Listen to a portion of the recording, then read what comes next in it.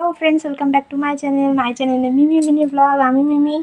তো দেখো আমাকে, আমি আজকে শাড়ি পরেছি। আমি তো এমনিতে শাড়ি পরি না, আজকে লক্ষ্মী পুজো করলাম।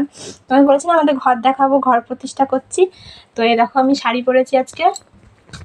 দেখো এই শাড়িটা আমার মা দিয়েছিল, মায়ের দেওয়া শাড়ি পরেছি। আর এইটা আমার বর কিনে দিয়েছে কালকে। তো যাই হোক, শাড়ি পরে এই পুজো করলাম। পুজো আমাদের হয়ে গেছে। তো চলো প্রথমেই তোমাকে আমাদের সিংহাসনটা দেখাই। এই দেখো, সিংহাসনে মা লক্ষ্মী, মা তারা আর রাধা কৃষ্ণকে সাজিয়েছি। কি সুন্দর না? আমি সাজিয়েছি আর আমার বর ঠাকুর প্রতিষ্ঠা করেছে। ওই দেখো আমার বর পালিয়ে যাচ্ছে। হাই বলো। দেখেছো, ধুতি পরেছে ঠাকুর মশাই। আর এই দেখো ভোগ সাজিয়েছি। প্রথমে আছে এখানে দই, 5 রকমের 5টা মিষ্টি, ফল প্রসাদ, ওখানে আছে নৈবেদ্য, ওখানে আছে ওই গোটা ফল, ওখানে আছে পূর্ণপত্র।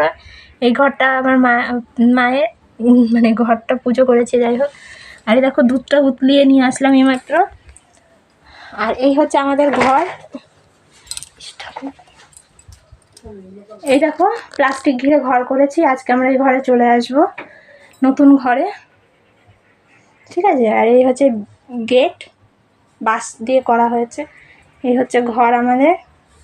এরকম আমি আলপনা দিয়েছি। আমি খুব ভালো আলপনা দিতে পারি না, যেমন পেরেছি দিয়েছি। আলপনা আমি একদমই দিতে পারি না। যাই হোক, তো তোমরা কেমন আছো? আশা করি ভালো আছো। আমিও ভালো আছি। আজ আমি খুব খুশি যে আমি আমার নিজের ঘরে ঠাকুর প্রতিষ্ঠা করেছি। আমার ভীষণ ভালো লাগছে, খুব খুশি আমি আজকে।